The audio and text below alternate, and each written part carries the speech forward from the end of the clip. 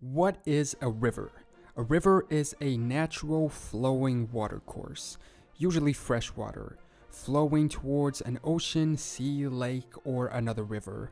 We see them pretty much everywhere on maps, and when humans first started to settle down, they very often chose locations next to rivers due to the easy access to fresh drinkable water. That's why so many large cities or capitals throughout history are next to rivers. Cairo has the Nile, Amsterdam the Amstel, Baghdad has the Tigris, Lisbon has the Tagus, London has the Thames. A lot of these are famous rivers, despite not being that big, but a lot of them are very big.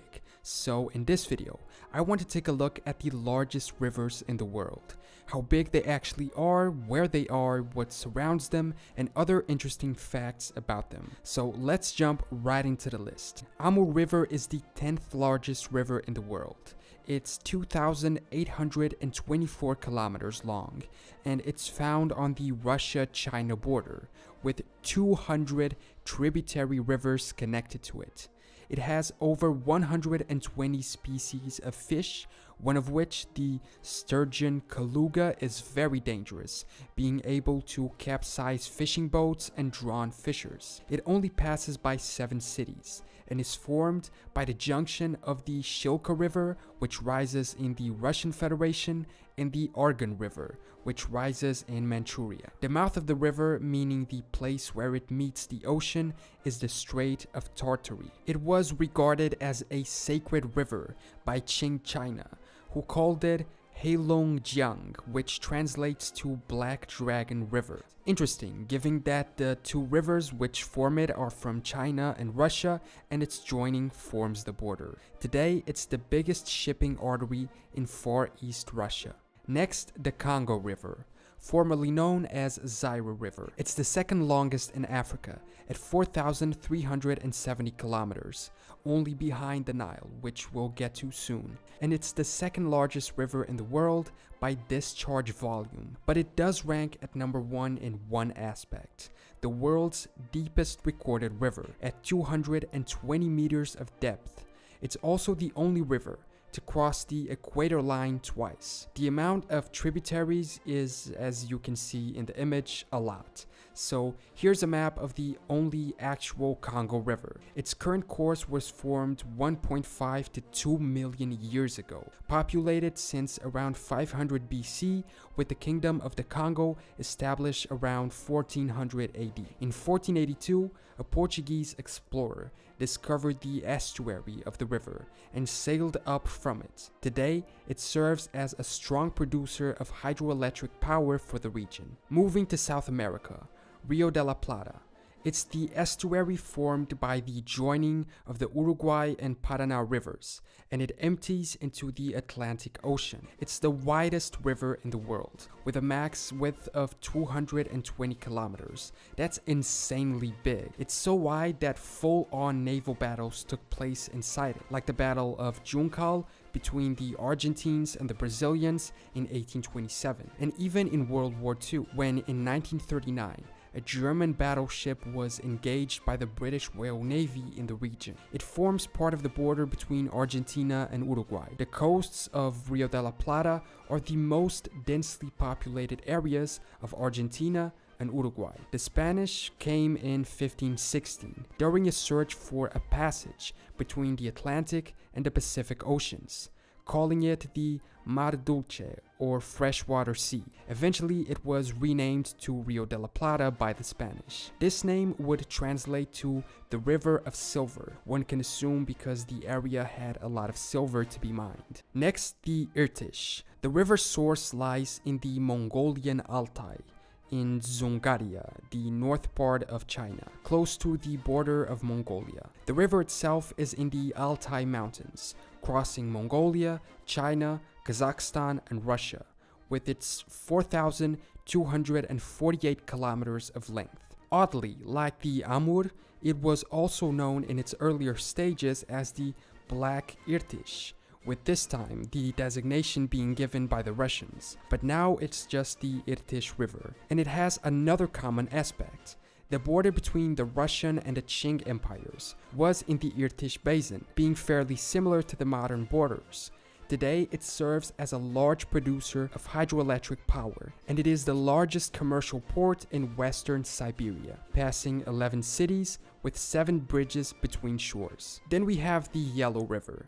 It's the second longest in China. Number 1 is coming up in a second. With an estimated 5,464 kilometers, it ranks number 6 on this list. Originating in the Bayanhar Mountains in Qinghai province of West China, it flows through 9 provinces and it empties into the Bohai Sea. Its basin was the birthplace of ancient Chinese civilization, and it was the most prosperous region in early Chinese history. However, there are frequent devastating floods. We can see that being mentioned in this piece of art from the 12th century, already referring to the rising waters. The earliest writings about the Yellow River simply called it river. Yellow was added to describe the color of the muddy water in some parts of the river, which arises from dirt in the water. Oh, and guess what? This one was at a point called the Black River too. I guess ancient people really liked calling rivers that, but this time it was the Mongolians. In the Qinghai province, the river's Tibetan name is River of the Peacock. I couldn't really find out why. For this next one, we go back to Mongolia, but mostly Russia.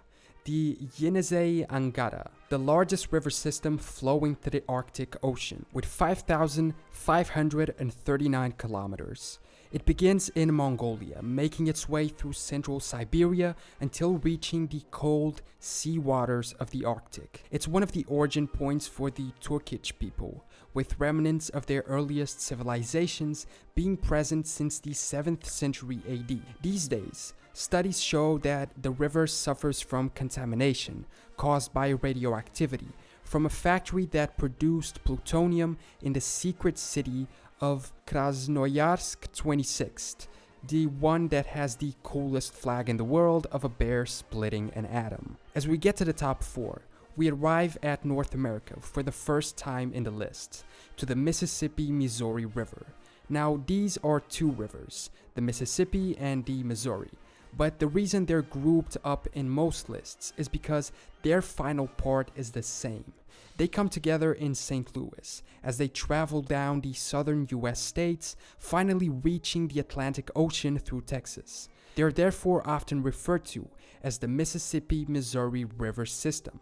The source of the Mississippi is near Lake Itasca in Minnesota, and the Missouri River source is in the Rocky Mountains in Montana. 3,700 kilometers later, the Missouri merges with the Mississippi. The 2 rivers are very important in the history of the US.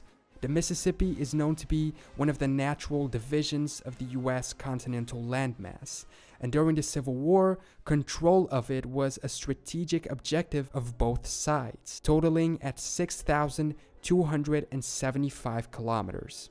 At number 3, the river Yangtze or Yangtze. This one is also in China. In fact, it's the longest river in the world to flow entirely within a single country. Its source is in the Tibetan Plateau, flowing to the east for 6,300 kilometers before reaching the ocean near the city of Shanghai. The river's drainage basin, pretty much the area around the river, is 1/5 of the land area of China, and it contains 1/3 of its population. Throughout Chinese history, the river has always had a significant role in agriculture, transportation, sanitation, industry, and war. In fact, human activity has been verified in the Three Gorges area as far back as 27,000 years ago. Today, that area is home to the largest hydroelectric power station in the world, the famous Three Gorges. Now, a disclaimer. Half the lists I found place the Nile in first and the Amazon in second. The other half do the opposite. Apparently, the Amazon is the largest in terms of volume and water discharge, but it's believed to be slightly shorter than the Nile. So, since we've been focusing on length, just to follow the same criteria, I'll put the Amazon in second place. So, let's start with it. At 6,400 kilometers, it flows through South America, almost connecting the Pacific to the Atlantic through its river system. Since 2014, the headwaters of the Mantaro River on the Cordillera Rumicruz in Peru are considered its source. The main stem of the Amazon, though, is called the Solimões River by the Brazilians, starting near the Brazilian city of Manaus. At this point, the Solimões River merges with the, guess what, Black River, creating the meeting of waters.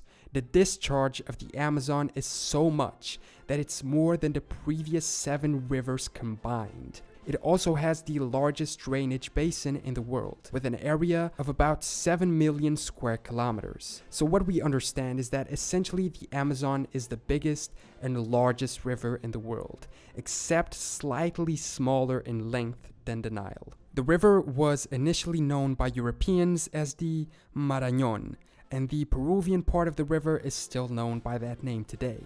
It later became known as the Rio Amazonas in Spanish and Portuguese, or the Amazon in English. The name Amazon was given after native warriors attacked a 16th century expedition. The warriors were led by women, reminding them of the Amazon warriors, a tribe of women fighters mentioned in Greek mythology. And finally, we get to number 1, the longest river in the world, the Nile. With 6,650 kilometers, it discharges into the Mediterranean Sea. It's what you would call an international river, as its drainage basin covers 11 countries, like Tanzania, Kenya, Ethiopia, Sudan, Egypt, among others, having 2 major tributaries, the White Nile and the Blue Nile.